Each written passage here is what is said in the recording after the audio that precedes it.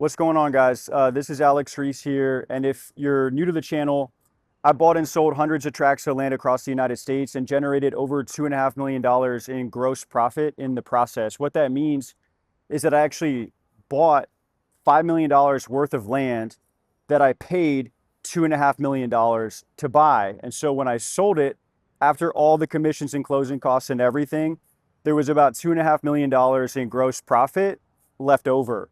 So if you want to know about buying undervalued land, that's what I'm here to talk about, because it's something that I've done a whole lot.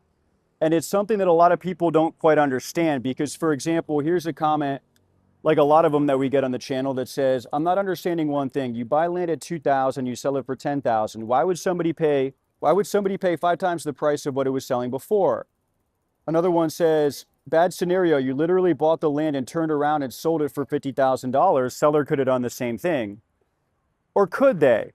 See, in this next segment, I'm going to show you a couple highlights where I delve very deeply into the psychology of the motivated seller, the motivated landowner that wants to sell their property for less than it's truly worth, because they will trade speed and convenience in exchange for being flexible on price. I've seen it hundreds of times. I'll see it hundreds more times in the future, and I'm going to explain why in this next segment. But tell me about your experience with that. Like, what limiting beliefs did you have? How were you punished for those? How did you overcome those? Let's get into that. The biggest thing when you start with land is, why would anyone sell their property for less than it's truly worth? That's the biggest thing. A lot of our audience on our main channel on YouTube, they're not necessarily land investors. Now, we probably have 20 or 30% that are, but a lot of people don't get it. Is how, if your land is worth $50,000, why in the world would you ever sell it for less than that? And that's one of the things that they don't understand. And so one of the limiting beliefs is that you can't buy land for much lower than the property would sell on the open market. And you absolutely can. We do it all the time. It's a very well documented fact that you can. Understanding why enables you to be confident when you talk to these sellers. Because when I was talking a little bit earlier about the sort of I'm good either way energy, when you have the income coming in and you start this land business or a business on the side as you get started, you know that you don't need that deal. You don't need that deal to work for you to pay the rent. And so what started to happen with me is I started to really be open and honest with the seller, because when I would have these sellers, I would be busy with work. I'd be getting paid a good salary. I'd have other real estate deals coming in. And I started talking to these sellers from a place of total ambivalence. Like, they were like, hey, like, how do I know it's this? Or how do I know it's that? Or whatever.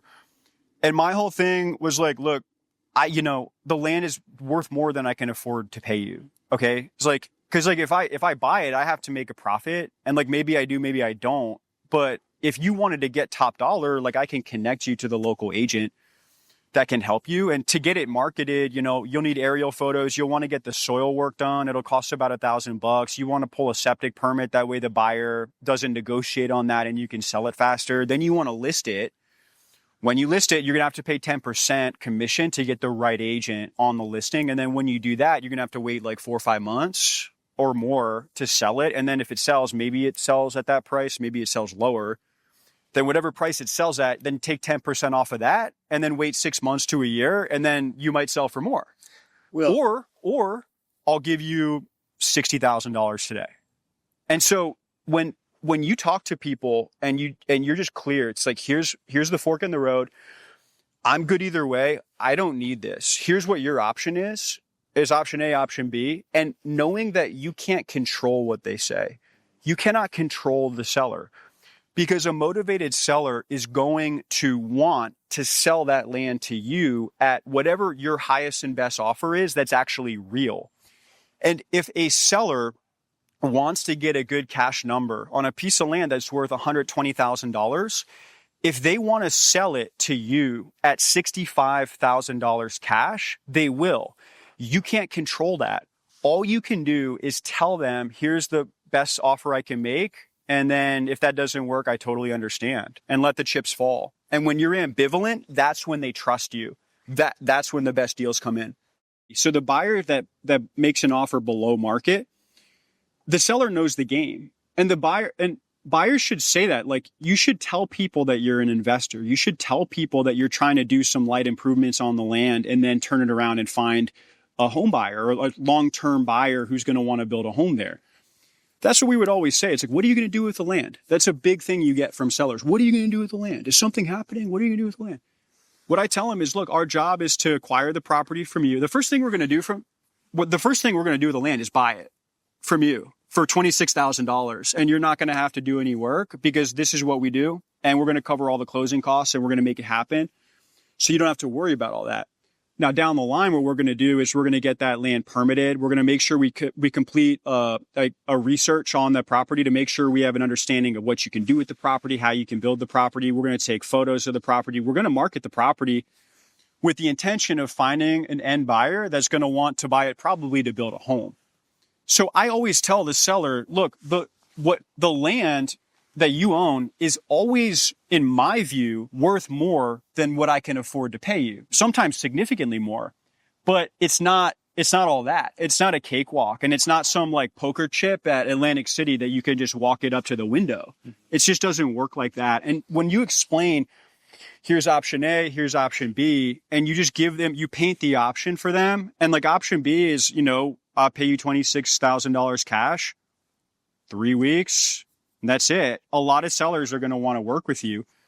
And when they know that you're making money and they know that you're running a business, they trust you more because even if it's less than they want to accept to sell that property, it's real. The constraint that you have and the business and the profit incentive that you have makes it real for the seller and that they trust you. Yeah.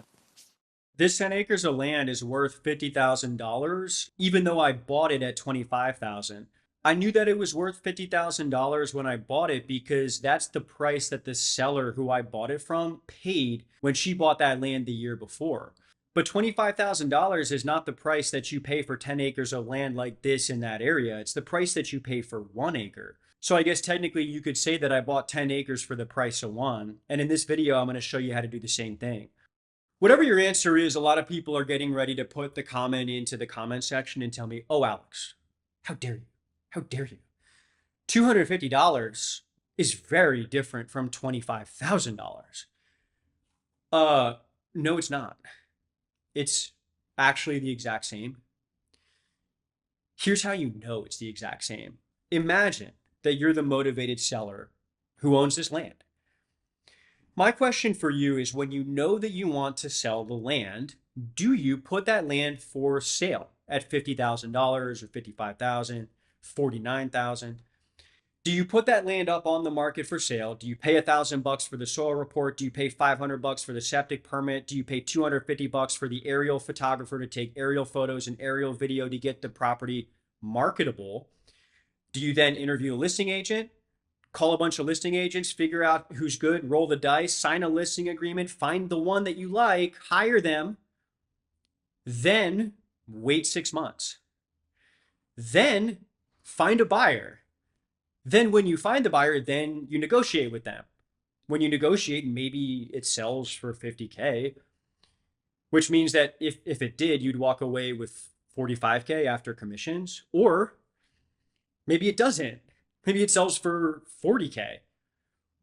And if it sells for $40K, you really walk away with about $35,000 minus the $1,500 in out-of-pocket costs for the soil work and septic permit, plus the 6 months of time on market, plus the opportunity costs of not having the money that whole time, or I'll just give you $25,000 cash in 3 weeks and you don't have to do anything. Under the right circumstances, guys, selling illiquid assets like land for less than they're truly worth is completely reasonable. It's completely reasonable. People myopically focus on the number. They're like, are you crazy? Alex, you're buying property at discounts you would never sell it at. You're wrong. I've sold land at discounts like that before, and I'll do it again. I have illiquid assets. Like, guys, anybody want a eye-watering deal on some private market tech stock? I'll give you a discount that will blow your hair back. But, oh, you don't want to pay cash, or, oh, you don't know how to value it, or, oh, you don't want to take the risk. Got it. So, guys, these sellers have other things going on. Okay. They have their money tied up in this thing, and it bottlenecks their ability to do other stuff with their life. So there's more to life than money. There's more to life than owning land. It's all about time. It's all about energy. It's all about experience. It's all about priority. It's about family. Like, what are you really about in this scenario? Whatever the reason, motivated sellers are always, always, always going to accept a lower price in exchange for speed and convenience. In the case of this particular seller, she and her husband bought it and they planned to build their home there, but their plans fell apart. And I guess that they had their first child. I could actually hear a baby in the background while we were on the phone. It was kind of cute. But obviously, like her thing with this land, like the story shifted. It wasn't important anymore. And she was out the money. So the $50,000 that she and her husband spent, like that was paid for. Like that, it's baked already. So it's a sunk cost. So a lot of the people that would think, well, you lost $25,000 on that trade. I mean, not really, because in that situation, the way you look at it is you actually gain 25,000 because the sunk cost that you put into it was sunk either way. And so it's really what, like, the past is prologue. Like, what are we doing now? So, Alex, aren't you taking advantage of these sellers? Are you taking advantage? I was at a Philadelphia Union soccer game last weekend, and I bought at the concession stand one of those like Blue Moon Tall Boys, one of those beers. It was a 19.2 ounce Tall Boy can, which is like a hilariously perfect size. It's like so good. And I don't remember exactly what I paid, but I just remember looking at the other prices. It would have been like $12, no less than $12, probably 14. But the actual product would cost like $4.75 if you bought the same exact Tallboy can at a Circle K at a gas station. Same thing. I'm just randomly paying triple for it because I wasn't at the Circle K, I was at the stadium. But then after I bought it, I was just like with my friend drinking this Blue Moon Tallboy can 8 rows up from the field of a live MLS soccer game on a 70-degree night. Like, did I feel taken advantage of? Like, I don't have a lot of regrets about it. Like, I'm just an adult in the market and making a trade. I value the tall boy more than I value the money, or I value the convenience more than I value the price, right? So that's how the market works. If you guys have watched our content, then you know that I make a lot of hay out of the fact that the majority of land that's listed on the market for sale at any given time is overpriced, sometimes listed for between 2 to 3 times the actual market value of the property. We got a comment to this effect, and a lot of comments like this one from Prita M. Singh. A lot of people say, hey, great video, but I'm facing the same type of seller. Old family property, basically free to them. Price has gone up, egoism, some attachment, but either not very motivated to sell or trying to take advantage of us, pricing it double the market and having a condition that one of us has to buy some useless, unconnected piece of land to go with it. Guys, right now in the marketplace, it is peak apathy. Sellers are in the ivory tower, okay? But real buyers, you cannot chase these listings for 2 to 3 times what they're actually worth, and you cannot join the seller up the spiral staircase of their ivory tower. In fact, you have to completely ignore asking price altogether. And in this next segment, I'm going to explain exactly why you have to ignore asking price and all the good stuff that starts to happen when you do. When you're flipping property, you're dealing with sellers. Your sellers aren't listing their property on the market, okay? But when you're like anyone else, you go on Zillow. You go on Zillow, and what you see on Zillow will shock you. Because what you'll see on Zillow is that the majority of land for sale is overpriced. And not like, well, it's worth 80, they're asking 99, maybe they're trying, it's like, no, it's worth 110, they're asking 875. And it's the fact that it's worth 110 is like, it's like not ambiguous, it's not subtle. But the next week's video at the time of this recording is a video where I have my team do some research, and this was an example of a guy who bought a property that he's selling it at like 985 grand. He bought it last February for like 110 on the market. Oh, it was listed. Dude, they don't do anything to the property. It's like, oh, did he build like a condominium? No, Is this a land flipper? no, he's just like some guy. It's like some guy in like Georgia or something. It's everywhere. It's all the time. And here's the other thing. You go on Zillow, most all of the land is overpriced on the market, grossly. Why is that? The answer is because they don't want to sell it. We were talking about this. Mm-hmm. And so the question is, okay, Alex, if they don't want to sell that land, then why are they selling that land? And the answer is ego. They don't want to sell. They want to look at a big number and they want to talk to all their friends about it. Their friends come over to dinner and they're like, hey, I saw the farms for sale. It's like, Seth, I saw the farms for sale. It's like, oh yeah. It's like, what do you got it listed for? It's like 1.95. It's like, oh, you think it'll sell? It's like, well, that's what it's worth. That's it. Yeah. Because the reason you know they don't want to sell is this. If you wanted to sell a property, and you decided, I wanted to sell this house, I wanted to sell this vacant lot, what's the first question you would ask? The first question you would ask is like, well, who's the buyer and like, what would they realistically pay? Because market buyers are going to sell at a market price. If you have a Honda Civic, used Honda Civic that you want to sell, the whole thing is like you're selling. So if you have a used Honda Civic that's with a certain mileage, model year, it's worth 20 grand. Then if you're a seller of that Honda Civic, you would gladly take 20 grand to sell it. Cash? You'd think so. You would take 16.5 on a cash deal. You would probably take 20K on payments, 5K down, 15K on a note.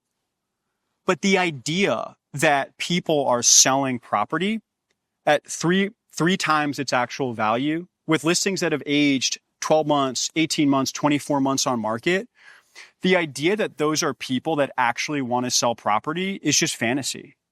If the seller actually wants to sell that land, they're going to have to sell it at the buyer's price. And the buyer's price is often going to be 10, 20, 40, or even 50% or more below the original asking price. Take a look at what happened on this 41.9 acre property on Cameron Hill Road in Cameron, North Carolina. This property was brought to market for $240,000 in July of 2022. The next month in August, there was a price cut to $229,000. 30 days after that, they cut price to $215,900. And then the next price cut was $205,000. Then a $40K price cut to $165,000. Then it went pending and then it sold at $155,000, which is 35.4% below the original asking price. But guys, it gets way crazier because right down the road, take a look at this one. 10 acres that sold on 194 Line Road in Cameron was listed for sale in February 2023 at $110,000. Eventually, no one offered on that property, so the listing expired 6 months later, but then it went back on the market the next spring at $50,000. And it finally sold at $50,000, which is 54.5%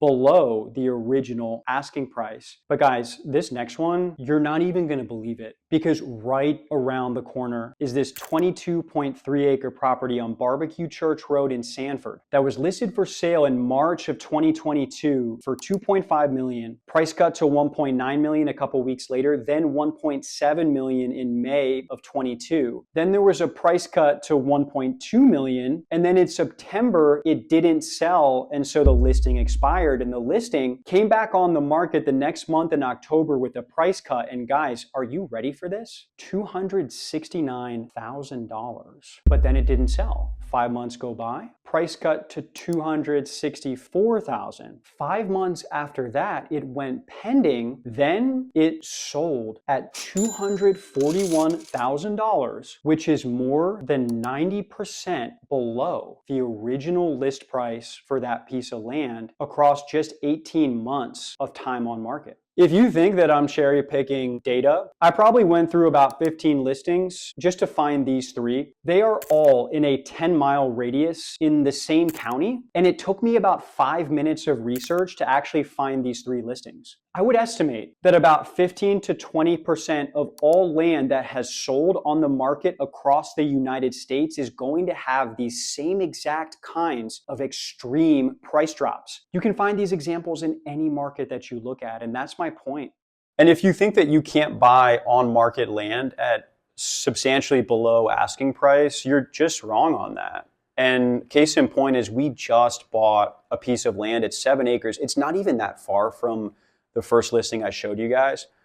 It's a 7-acre piece of land that we put under contract through one of our marketing campaigns at $21,000. What started to unfold is like I realized that when I was, contacting the seller, that I wasn't actually talking to the seller, I was talking to their agent. This was after the agreement had been completed. But what's interesting is when I actually looked, I saw it was listed. The property was listed for sale. It was listed for sale at $85,000 and we bought it for $21,000. Zillow is littered with data on sold listings that you can go online right now and see for land that has sold and entered the historical record at sale prices that are 50 to 75% below the seller's original asking price. It happens all the time. So don't overthink it. Make the offer, be respectful, get the conversation going, because you have to understand that for every 9 sellers that are going to act insulted and roll their eyes or ghost you or think that you're lowballing or you're trying to swindle them, let them think what they want. If you don't take their price seriously and you don't think they're being reasonable on price, why do you care what they think about your price? Just move on. For every 9 of those sellers, there's 1 seller that is waiting for you to call. And the thing is, you're not going to know who that is until you make the offer. Frederick Haas 8388 says, I did land development engineering for a few decades, so identifying, evaluating, and entitlement processes are second nature to me. What I needed was the back end work, finding market value, writing contracts, finding investors, closing deals, because I've not found a partner who's good at those things yet. I bought his course, meaning he bought the Land Purchase Navigator course, because I know he knows what he's talking about with the part I already know, and he makes a lot of sense with the stuff I'm learning. The program is solid and affordable given the content. Plus, these videos are good refreshers. All the best. Frederick, thanks so much for the comment. Really appreciate the comment, the organic feedback that people are giving us in the comments, people that have taken the course and gotten a lot out of it. If you're interested in checking out the Land Purchase Navigator course, you can check out the QR code on the screen here or the link in the description below for anybody that's interested. Understanding what property's worth, what land is actually worth is notoriously difficult. And we get comments like from Aaron Hope that say, question, how much do you consider parcel property tax value when you are doing rough land value estimates before settling on an offer number? It's such a juicy question because so often the value of a piece of property is really hard to understand, hard to fully estimate. And the tax value on the annual tax bill is something that comes from the assessor's office. It's like an appraisal process that the local township or county uses to estimate land value for the purposes of generating property taxes. But it's a hard number in black and white ink and it's hard to ignore, but I'm going to tell you why you need to ignore it in this next segment. And so a couple months later, the husband, I guess, gets out. He calls me and he's like, we need 20K. He renegotiated. He wanted more. He wanted more now. And like he had emphasized to me how like if we did the junk removal, the escrow holdback, he was like, I'm a seller. I'll do it. He totally agreed to follow through on the previous number. But he wanted $20,000 now. And I asked him why. And he was like, well, the tax value went up. It used to be 25K. Now it's 45K. So the tax assessor, they put a number on a piece of paper in black ink and the number changed and now he wants more.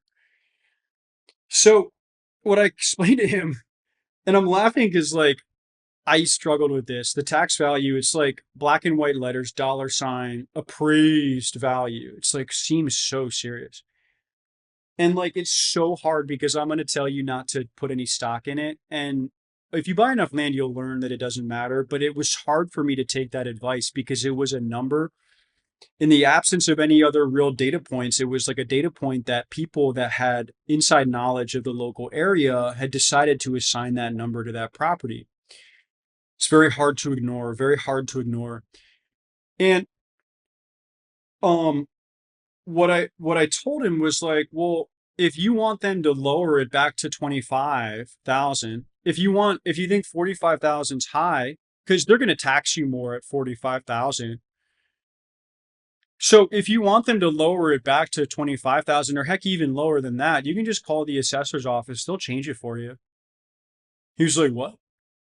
What I explained to him is like that it's not a poker chip.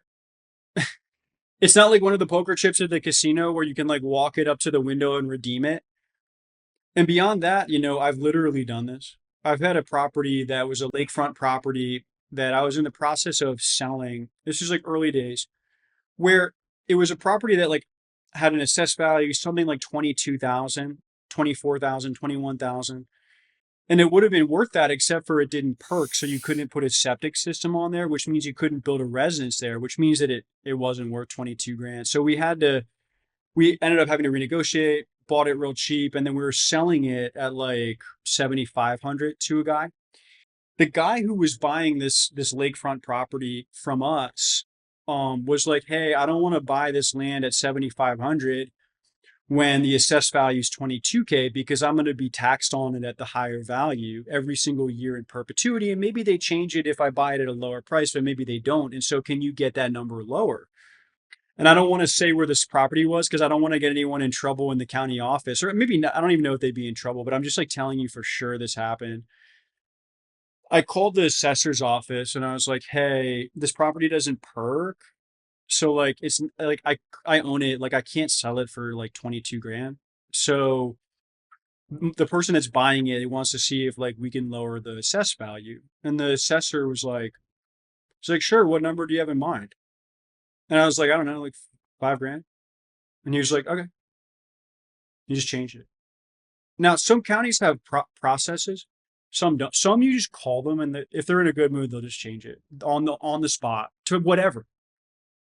So now that you know that tax value is irrelevant when it comes to land value, the question is, how do you figure out what a piece of property is actually worth? This was a comment that we get all the time, and we got one from the Speak English, who asked, how do we determine the fair price that we should be paying? Specifics, please. How are you finding the neighboring land?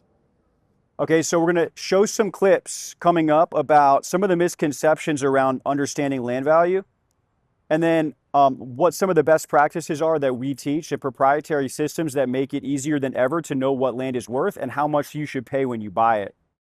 But are there like 1 or 2 or 3 things that come to mind for you where it's like, oh man, this was the thing I needed to know about, and nobody explained this to me? Mm-hmm. Like what are the big hot button so issues many. where people get the most stuck and the most hurt if they don't know about it? Like price per acre being irrelevant for residential land. Like this whole thing of price per acre. It's like, well, land's going for about 10,000 an acre around here. How many times have you heard that from sellers? Yeah. Like if I had $10 for every time a seller told me about price per acre, I would never have to work again for the rest of my life. I could just retire on that. I just put it in like a low yield savings account, and I would just live off the income from that principle. Guys, the majority of land in America, 97% of America is undeveloped. Okay. Rural undeveloped land. And in that mix, in that percentage of the land in America, the majority of that property, it's not going to be good for a major subdivision. The economics aren't there. The utilities aren't there. The housing demand is not there. So in that mix of property, I mean, you have like a lot of timberland, forests, you have a lot of agricultural land, farmland, you have a lot of like residential land. But all of that fundamentally, in terms of the highest and best use from a zoning standpoint, it's all residential land. Farmland, agricultural land, the actual value of a piece of farmland is going to be, when you measure it as farm property, it's a lower dollar value. If you can put one house on that farmland, it just transforms the market value of an individual property. So when you know how to look at property, what you realize is that the actual marketplace, the value it's going to put on a piece of land in terms of the actual, the most you can get when you sell a property, it's going to be looking through the lens of using that property for a single home. And so the acreage on a property, the size of a property has very little to do with the value of a property. Almost nothing. Because, and everyone acts like it does. Everyone's like, oh, it's price per acre. Does it depend on the zoning and the property and the Quality market and where it is? Zoning, yeah. Like let's say, the reason you know that acreage is not the driver is you could have a 1 acre home site just like this in a nice subdivision with high value homes, flat, cleared, open, surrounded by mature hardwood trees, nice forest, nice privacy, a private community where whether this is your backyard here, this could be a half acre, the lot could be an acre, it could be 2 acres, but it doesn't change the value because it's the quality of the land. It's the quality and location of the property that drives it versus if you drive a quarter mile in any direction and there's a 14-acre swamp, it's less valuable. And the reason it's less valuable has nothing to do with the acreage. It has to do with the quality of the land and how the market assigns value based on what you can do on a property. For example, the idea is that from a marketplace and economic perspective, if you look in Manhattan, if you look at like a 4,000 square foot building lot in Manhattan versus a 4,000 acre property, tract of farmland, rural land north of Albany in upstate New York. The small building lot in Manhattan is going to be more valuable because you can generate more rent at that location. You can build a structure that gives you an exclusive claim on that location. And that's what land is. People talk about land in terms of size, and that's only one aspect of it. What land is location. The first 3 rules, as you know, of real estate are location, location, location, but the market for location is the land market. So it's always going to be about the quality and location of a property and what the value will be of the finished construction at that location. Have you ever seen like a legit appraisal on vacant land from a licensed appraiser? Of course. Yeah. I mean, I don't know what your experience, how many you've seen or anything, but like, what were your thoughts when you saw? Like, did it seem right? Or was it totally off? Yes. Yeah. I mean, that was my experience too. But like, it's funny because the bank treats it like the gospel truth. They use price per acre. It's like their core methodology. When I hear a seller talk about price per acre, let me ask you this, Seth. When a seller talks to you about price per acre, are they a cash seller? Is there a deal there or are they a retail seller? I mean, use a retail one. Okay. They're a retail seller. They're not your seller. It's like, well, price per acre. If I can get 10 an acre, here's how the conversation goes. They have like a 14.73 acre property. And it's like, if you had to guess, how much you would need for that land. It's like, well, if I could get 12 an acre, and it's like, so 12 times 14. So that's a what? 168, 750. And they're like, I don't know. They don't even know what they're asking. They just think about per acre. They don't even know what the price is. All they think about is per acre. That is never going to be a cash seller. Yeah. There's always and forever going to be not only a retail seller, but one of those retail sellers, Seth, that you see on Zillow, if you go on Zillow, that overprices their listing and it never sells because they're not even a retail seller. Because a retail seller is going to sell at the market price. But I don't think that a lot of those people will because they have this idea of how they're not, I don't need to sell it. It's price per acre, this and that and the other. But they're just not sellers. And that's the reality. Yeah. I was just talking with Luis a couple episodes ago. He was got this property, I forget how many acres it was, like 400 something acres, I think, in Texas, that they bought and ended up subdividing and making millions on it. But like the reason they made so much was because there was a giant aquifer right underneath it. Yeah. And they had water access, which is like key in most of Texas. If that wasn't true, that land would be worth who knows how little. But it's one of those things, to your point, like acreage, I mean, I don't want to say it's nothing, but like without the other components in there, like it doesn't really tell you that much. It's acreage is significant, but it's not the most significant thing. And it's not even like top 3 or top 5. And just to challenge myself, I would say location, I would say neighborhood home values, I would say zoning, topography, I would say soil. You can quickly think of a half dozen or so or more things that will drive the market price of a property more than acreage. One of the ways that you're going to be able to identify the value of land is what we call CRAS, C-R-A-S-S. It's a 5-step process. We cover it in separate videos. We cover it in detail in the course. But you're a first-time buyer, and so I want to show you a simpler approach that will work just about as well. And it's called sandwich price analysis. It's kind of a shorthand version of CRAS. The way sandwich price analysis works is you find a subject property that you want to value, that you want to price, land that is for sale. And what you do on Zillow is you get your screen around the geography surrounding that property, and you set your filters to the acreage range to bracket similar size properties in that location. So you want an acreage range, you want last 12 months sold property sorted by low to high in price. And sandwich price analysis, what that does is it allows you to find the 2 properties that have sold that are closest in character to the land that you're trying to buy. Meaning that the 2 properties that are closest in quality, closest in character to that land. One of the 2 properties is the one that's slightly better. The other of the 2 properties is the one that's slightly worse.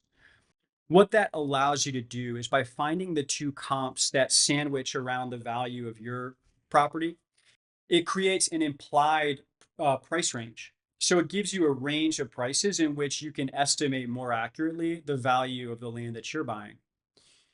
For example, look at this property that is for sale, 2225 North Highway 52. This is in Darlington, South Carolina. And this is a 14.6 acre property listed at $250,000. It's got 353 days on Zillow, 36 views, 2 saves. Not good. That's not very good. 402 feet of road frontage. It's across from a new county school development. Good visibility from the road, good access. It's got good ag potential. You got farmland in the back. Could be a nice residential home site, mini farm, etc. Little close to the highway. Kind of a busy road out front. You do have a freight line, a train line in the back, so that's not ideal. But when we want to find the value of it, I want to find the 2 properties that are closest in value.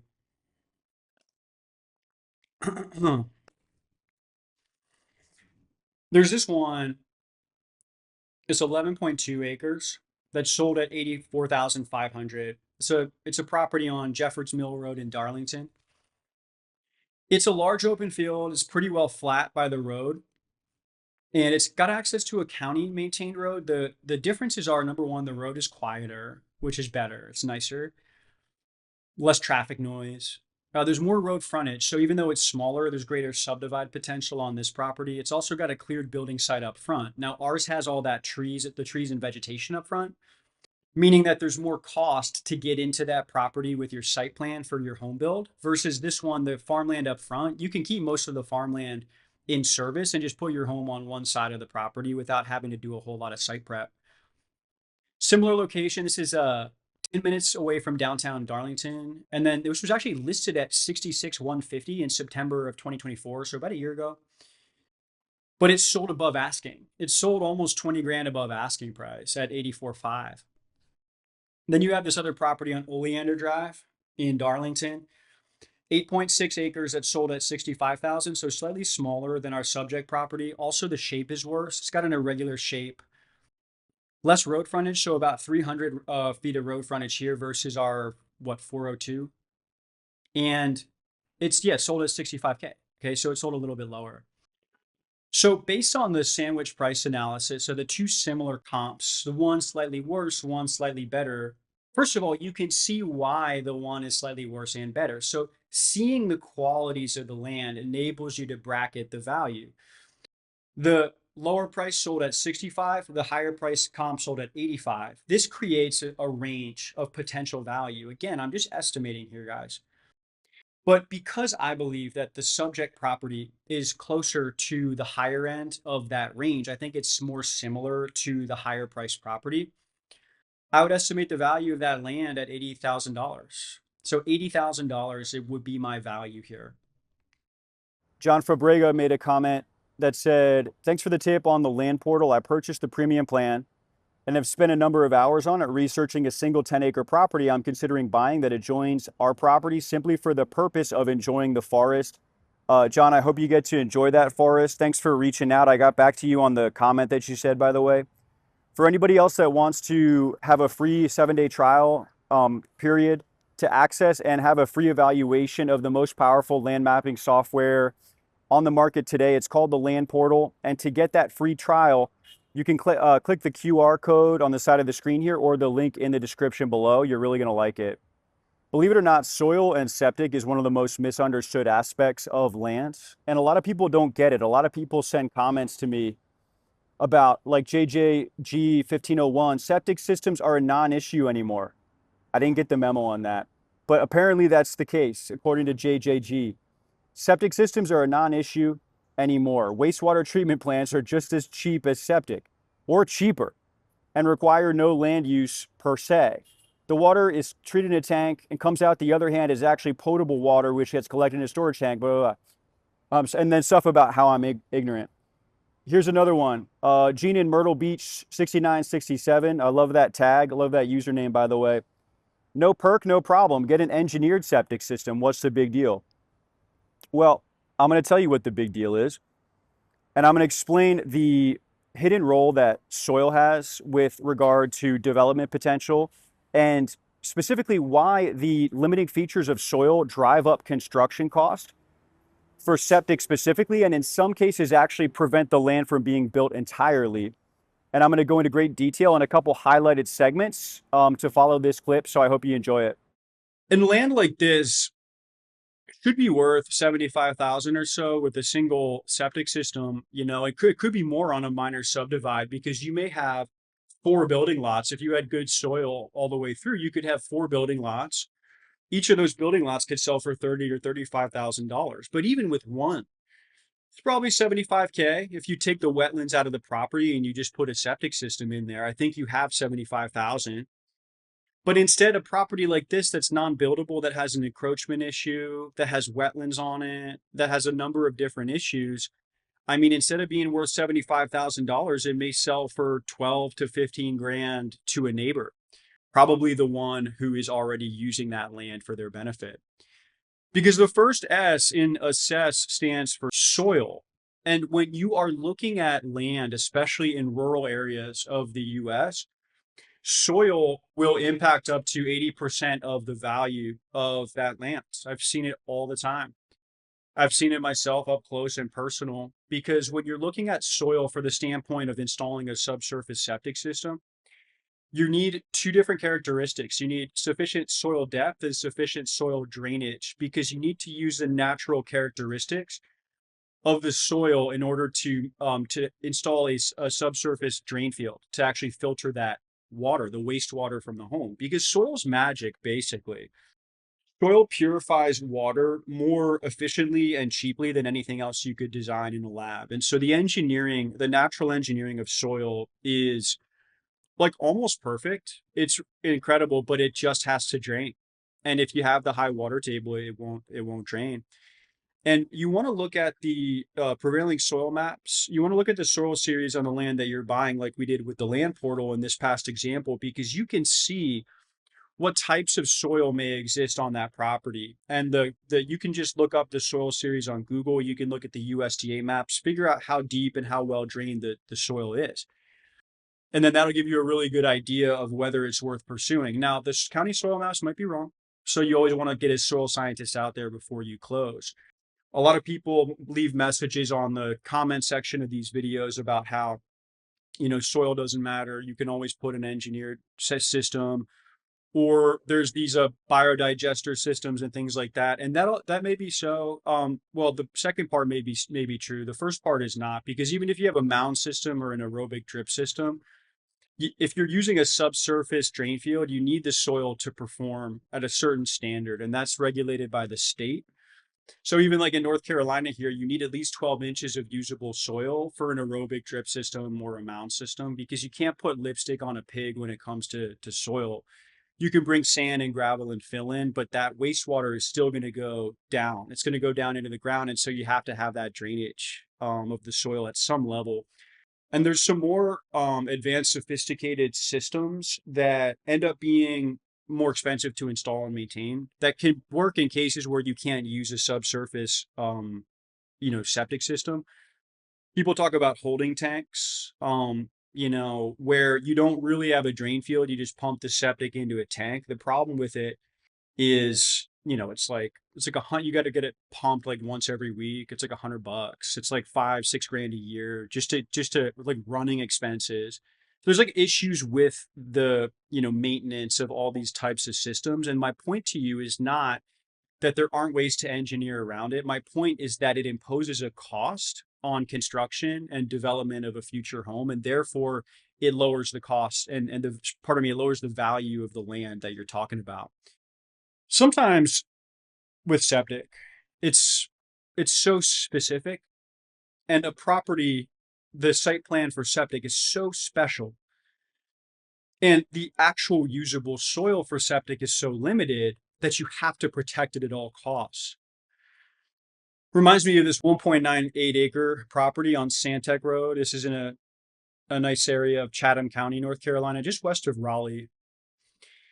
With a single 3-bedroom septic system, with confidence and local market sales data to show, we believe that the land could sell for $45,000. But without it, the land might be worth $10,000 to a neighbor, maybe. When you look at the water features and you expose the terrain and water features on the land portal, you learn a little bit more about this property, because what you see is that along the eastern boundary line of the property, you have a creek. But with that creek is going to come a 50-foot plus riparian buffer. What that means is that within 50 feet of a blue line creek, a regulated waterway such as the one that we had here, you can't put a building foundation, you can't build anything, you can't have a septic drain field. So that pushes us away from the eastern side of the property to the west. Now, when you look at the contours on the western side of this land, what you find is that in the southwest corner, you have the high and dry soil. There's a reason that high and dry go together when you're talking about land, especially for construction, especially for septic, because land that is higher ground is generally going to be drier as a result, because water runs downhill, not just above ground, but even below ground water runs downhill as well. And so when you have the higher ground on the southwest corner of the property, you have credible evidence that that may be a location for a septic system. And by the way, if you're interested in these maps and you want to step your game up in terms of data, if you want to save a ton of time, if you want to save thousands and thousands of dollars when you're buying land, if you want to save a ton of hassle and heartache when buying land, I'm going to give you a free trial link to the land portal software. Use it for free for a week, see if you like it. And you're going to get the QR code and the link in the description below with an exclusive offer to try the software that we use every day in our business. But before sending the septic permit application on this one to the county, we actually got not one, but 2 soil evaluations. Because the initial soil evaluation was from a guy that we work with for years, whose name is Larry. And what Larry confirmed is what the land portal soil topography maps indicated, which is that in that southwest corner on his soil map, he marked an area called PS as provisionally suitable. That's good. That's what you want. But he also found a marginal area along the western-ish side of the property, southwestern, towards a little bit closer towards the front. But he also marked the riparian buffer as floodplain, even though technically it wasn't a FEMA mapped flood area. I think he just saw something in the soils. Soil scientists can see, I think it's called hydric soil. They can see soil that's frequently flooded. I think he saw something there. But the point was we had enough area in the provisionally suitable area for a chamber system. But the marginal area was exactly that. It was marginal. And when you get a septic permit approved, generally speaking, you don't just need an area for the initial septic system. You need also a separate designated piece of dirt on the property for what is called the repair, which is exactly what it sounds like. If the initial system breaks, you have an area of soil that's been earmarked for a rainy day, no pun intended, that you can install another system, and they permit both of them up front. Even if the repair gets installed 26 years down the line, the soil was evaluated. So the initial system could squeeze into the PS area, but did we have enough for the repair? So this is where we got a second opinion from a soil scientist that followed Larry to that site. And the advantage of the second soil scientist was that he knew exactly where to go because Larry flagged it.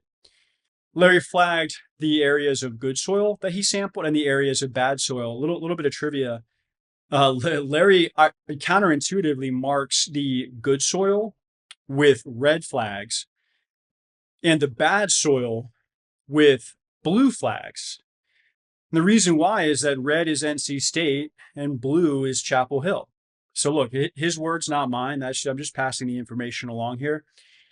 The point is that the second soil scientist was following the red flags in the PS area and the marginal area. And what he found was, yes, you do have a septic and repair for a 3-bedroom chamber system in these 2 locations. Great.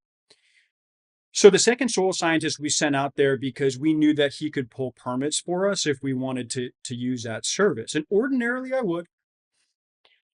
Because this is a property that the soil is very limiting and highly specific. But, a lot of county offices, they're like kind of like hostile to taxpayers, where it's like, there's like in some county offices, like if you want to pull permits to improve property to like stimulate the economy and improve the tax base, they like are hostile towards you. But Chatham County, North Carolina is fortunately not one of those locations. And this is an environmental health office. Just talking to those guys, I could tell that they're pretty hardy. It's a county with a lot of tricky soils, but good property values, a lot of development. And so they're accustomed to getting into tight spaces with septic permits and like they'll work with you. Plus, if you work with the county office versus a soil scientist, you can save $1,000, $1,500, $2,000. And that's what we did here because that county office is pretty good to work with.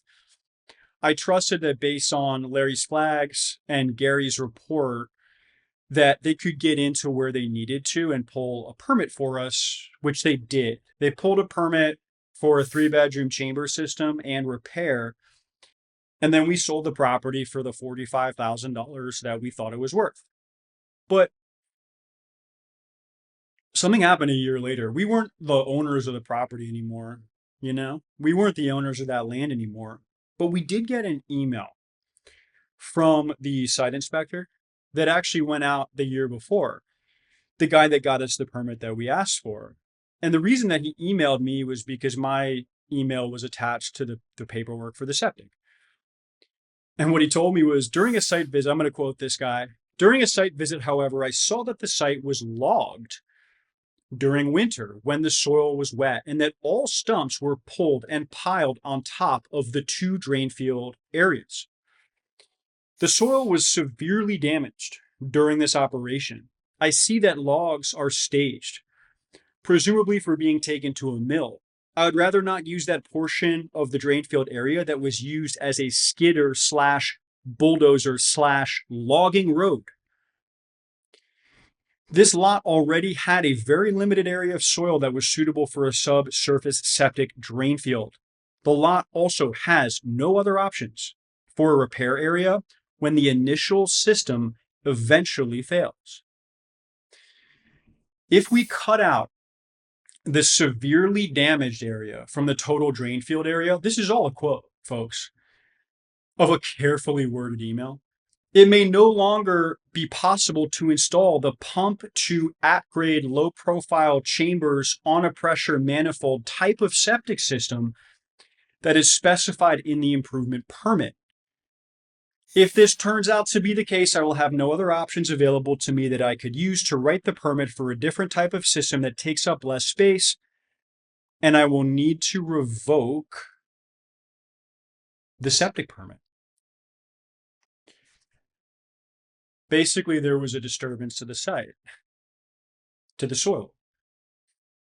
The logging company who cut the timber at the behest of the new owner effed up the soil, may have even ruined enough of it to render the property permanently unbuildable, even though the 3-bedroom permit had been issued the year before. It wasn't worth the paper that it's printed on.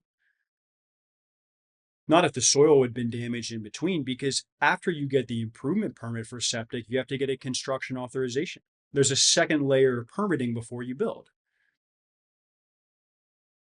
I've gotten so many comments. This is one of like the nerve centers of where I get comments, where I get all the not all, but I get a lot of comments over the years from people who don't understand what I am about to tell you. What I'm about to tell you is that when soil gets compacted by heavy equipment during wet weather, the soil loses its critical ability to drain water. And the compaction of the soil, it happens at a microscopic level that is just very hard to reverse. If possible at all, it's extremely expensive. When you have limited area for septic, you must be extremely careful not to disturb that area. Because if the timber company destroyed the drain field, as the environmental health inspector implied, then it's possible that the new owner of this property who bought it from us lost $35,000 of property value, plus the possibility of ever having a future home at that location in exchange for an amount of timber worth $1,500, $2,000, maybe. Guys, at the time that I'm recording this right now, this is going to be the last video that we're going to do in the year 2025. This is slated for release on the 24th of December, 2025. So anybody that's watching this, have a Merry Christmas. Hope you're having a great holiday. And we're going to have an even better 2026. But I want to acknowledge that we've had a really special year in 2025 on the channel. We started January 2025 with about 610 subscribers. And as of the time of this recording, our current number of subscribers is just north of 33,000. So we've added, 33,000 subscribers in less than a year. And I think next year is going to be even better. And it's all because of you guys. You guys are the reason that this channel is special. You guys are the reason that this channel is growing. You guys are the reason that we put these videos together, even when it's not easy, even when it's kind of thankless and very difficult and a little bit exhausting. But I get all these beautiful comments from you guys all across the world, and it makes it worth it every single day. I wake up and I see and interact with people that I've never met before. It's an incredibly special feeling, and I owe it all to you, the audience, to the viewer. So thank you for your support of the channel. And I want to also thank the members of the Acrewell team that make this possible. Screenwriting support has been invaluable from Marilag Bienvenido and Aiko Gahelomo. And we've also had production assistance and production support from Clary Amboy and video production by John Zulueta. Guys, thanks so much for an incredible year. Enjoy the next video on our channel. Here's a link to the next video on our channel. I think you're gonna like it. And I can't wait for an even better year in 2026, guys. Happy New Year.